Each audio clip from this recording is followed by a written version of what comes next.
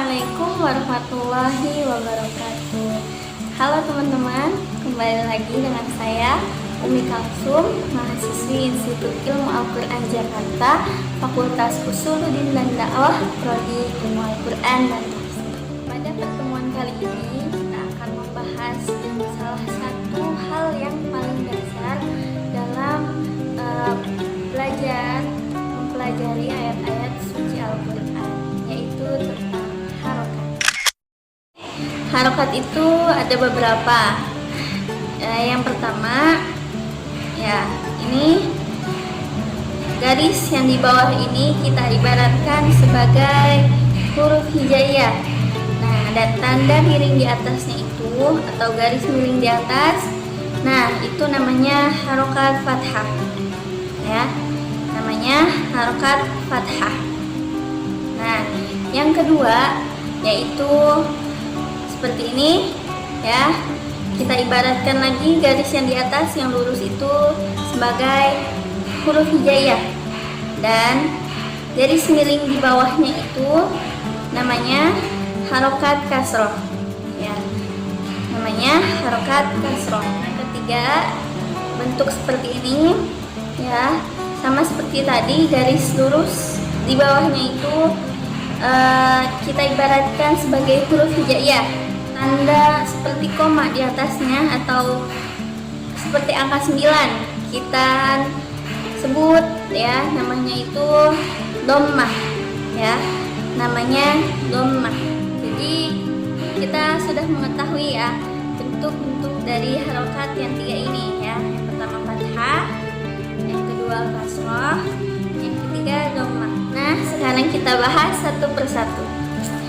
Nah, yang pertama yaitu fathah. Fathah. Nah, fathah ini kepanjangannya adalah fathul fam atau membuka mulut. Jadi bunyinya a, a. Sekarang kita terapkan dalam huruf hijaiyah, yaitu huruf jim. Ya, kita terapkan ke dalam huruf jim. Jim. Lalu kita beri harokat fathah di atasnya. Tadi kan harokat fathah itu berada di atas, ya. Yang tadinya kita sebut bunyinya jim, sekarang sudah diberi harokat fathah. Jadi kita bacanya bunyinya ya, ya, ya. Huruf lam, ya, huruf lam. Nah, kita beri harokat fathah di atasnya. Oke. Nah, jadi yang tadinya bunyinya lam, setelah diberi harokat fathah, jadi kita baca la, la. Dan yang kedua yaitu harokat kasroh. Kasroh. Kasroh ini kepanjangannya kasrul fam atau menurunkan mulut sedikit. Jadi bunyinya i, i. Nah, sekarang kita terapkan ke dalam huruf hijaiyah, yaitu huruf ba, ya, huruf ba. Kita beri harokat kasroh di bawahnya. Sebelum diberi harokat, bunyinya ba, dan setelah diberi harokat kasroh, jadi bi, bi, ya. Atau dalam huruf lam, ya, huruf lam, kita beri harokat kasroh.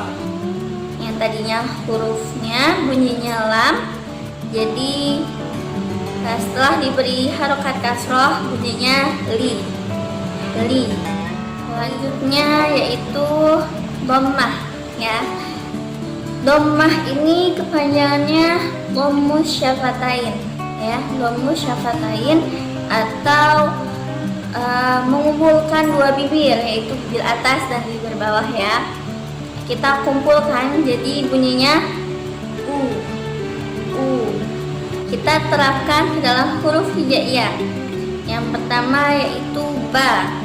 Jadi huruf ba ketika kita beri harokat dhammah, ya, yang tadinya dibaca ba, setelah diberi dhammah menjadi bu, bu, bu, ya, harus monyong, ya, bu, bu, ya. Atau huruf ca.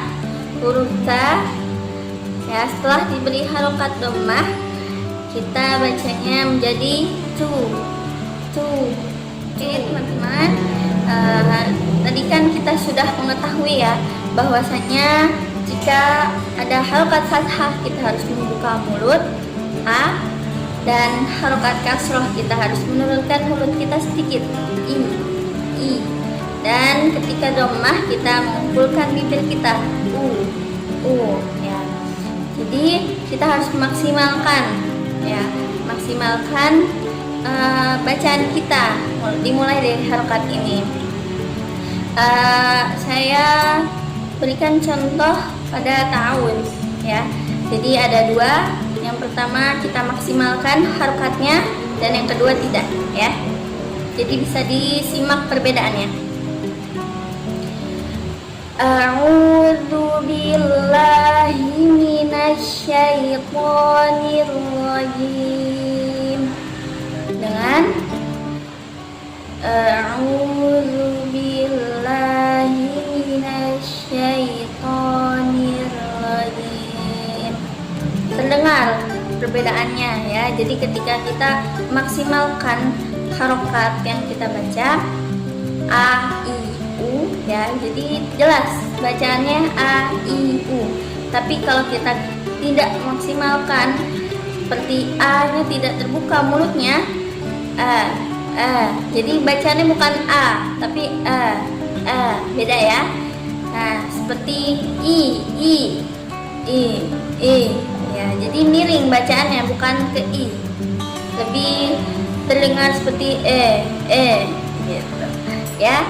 Mungkin cukup sekian pembahasan kali ini, kurang lebihnya saya mohon maaf. Jangan lupa video ini di like, comment, and share ke teman-teman kalian. Wassalamualaikum warahmatullahi wabarakatuh.